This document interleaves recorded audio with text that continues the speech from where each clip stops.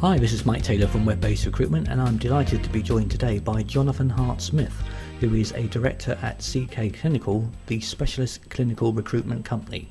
Now, Jonathan will be speaking at the 2010 Social Media in Recruitment Conference in London on the 22nd of April. So welcome, Jonathan, and welcome to the recording. Thank you for having me. Yeah, thanks for your time. Now, for the benefit of the listeners, Jonathan was actually a delegate at the first Social Media and Recruitment Conference back in July 2009, and I've invited him back as a speaker to talk about what he's learnt and, more importantly, actually implemented since the first conference. So, Jonathan, without giving too much away, as I know you'll be covering a lot of this at the conference itself in April, can we go through the different stages? So, at what stage were you at when you first attended the conference last year? Yeah, essentially we were just dabbling really. We hadn't done too much with social media. I'd set up a Twitter account, which I wasn't really using properly, which I learnt when I was at the conference. And I also used LinkedIn, but not in a particularly effective way. So I was never asking any questions or anything like that. From a recruitment point of view, I was really just using it to try and identify and source potential candidates. Right. So I learnt a lot more about that as well. And I also had a Facebook account that I was using, but purely for social purposes. I didn't even conceive of the fact that you might be able to use that for a business reason as well. So I guess, in summary, where was I at with social media before the conference? I was just dabbling, really. I had no real idea about it. Okay. And were you dabbling because you felt you had to be involved? Because everybody else was? That's a good question. No, not really. I think it was more out of just general interest. And, Right. and I think also my attendance at the first conference wasn't because social media was planned to be any part of our marketing strategy or anything like that. It was more just out of interest. Okay. So I think your advert came through at the right place, right time. Right. And I thought, well, I'll go along and have a Yeah. look. And it's changed the way we do business ever since. So Right, okay. I'm sure we'll talk about it in a few minutes. Yeah. Okay, so what were the major learning points for you from attending the conference? Well, I think the first thing was that we did need to have a social media strategy. I know there's a lot of talk at the moment about companies having a social media strategy more out of a knee-jerk reaction than thinking about how it might impact on the business longer term. But I do think social media has a part to play in recruitment and marketing generally long term. So the first thing that I came away with was knowing that, yes, we do need to have this as part of our marketing mix, part of our business strategy, and getting some useful advice from the people who were there speaking helped us set up some clear objectives and goals that we wanted to get out of it. Second thing was how to use some of the tools we were already using better. I know there wasn't anybody there really taking you through step by step, do this, next, now do that, now do the other, but it certainly gave me a much better idea about the capabilities of the tools we were already using and how we could use them in a better way than we were already doing. And then also I learned that there were a lot more tools out there that we could use essentially for free as well that could really complement what we were already doing. So, before that, we'd never even conceived of using YouTube or Zing or anything like that as a tool for our business. Okay, and I think from a conversation we had before, you actually, on the way back from the conference, went and bought yourself a camera, is that right? Yeah, that's right. Before I'd even reached King's Cross from the British Library, which anybody who knows London will know that's not very far, I'd been onto Amazon on my phone and bought a flip camera so we could start using YouTube as a tool for recruitment literally the next day, and that's what we did. Fantastic. In fact, I think one of our first adverts was for to try and attract somebody to actually join us to manage our social media. Oh, right, okay. So yeah, it was literally that quick. Well, I've never heard someone take such fast action. That's superb. Well done. So moving on, what activities have you now implemented since attending the conference? Okay, well, I think the first thing we did was really have a major overhaul of our marketing strategy.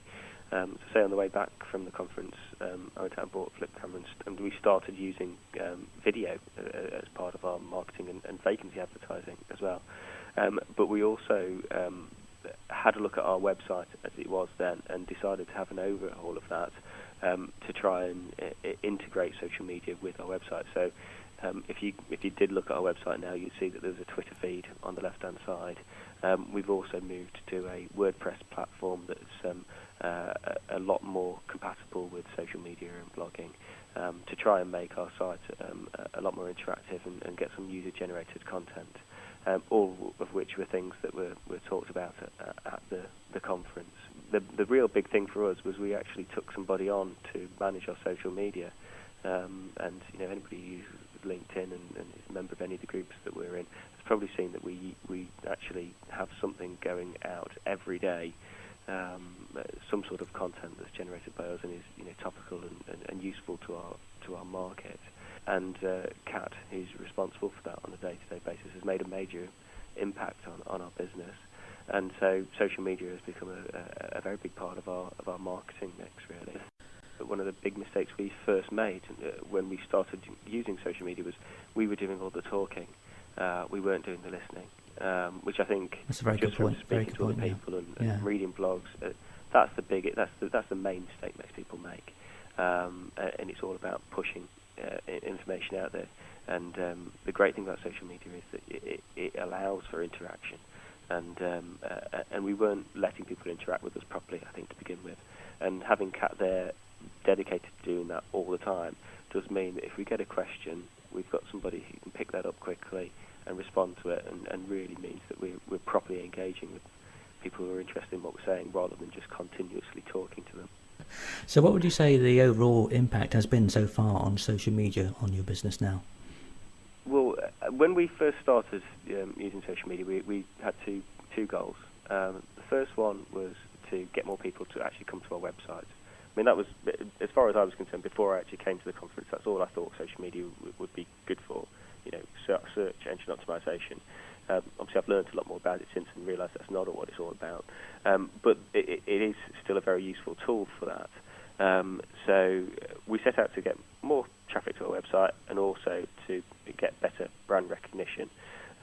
Both of those have exceeded all our expectations within 6 months of properly, engaging with social media. So I was looking at some stats just the other day before, because I knew we were going to be doing this interview, and traffic to our website compared to this time last year is actually up by 2,770%, which is phenomenal. Amazing. I was expecting it maybe we could double it, but nowhere near that much of an impact. It's difficult to apportion all of that to social media because obviously we had our site redesigned and things like that as well. Yeah. And also when you're generating a lot more content, you're going to get more people coming to you as well. And we've grown as a business, but you can definitely apportion some of that to social media. When I was looking at our analytics, just in this last month, 12% of the traffic to our site has been directly linked to social media sources. So somebody's seen something we've written maybe on LinkedIn or Twitter or Facebook or somewhere else and has followed a link through to our website. And that doesn't even account for brand recognition and brand awareness that's been generated because of social media.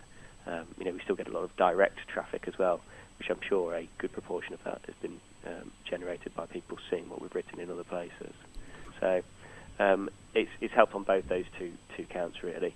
I think there are some other challenges for us to face next year. I think I hesitate to say that we've got those nailed because we haven't. We can always get more traffic and we can always get better brand recognition, but I think we're on the right track with that. I think moving forward we need to be looking at using social media for really trying to identify key messages we want to put out there and use it more as a listening tool than telling things to people than we have done in the last year. So it's very much two-way now then? It is, yeah. It started out very much one way, which I think, from talking to other people who use social media, that's the way it always seems to start out until you realise the error of your ways. And then it becomes much more two-way. Okay, well, thanks very much for your time today, Jonathan. I look forward to seeing you on the 22nd of April, and I know you have a load more to share with the attendees. So I'm looking forward to your speech, and it should be a great day. Great, thanks for having me. Yeah, thanks for your time. No problem. Bye. Thanks then. Bye-bye.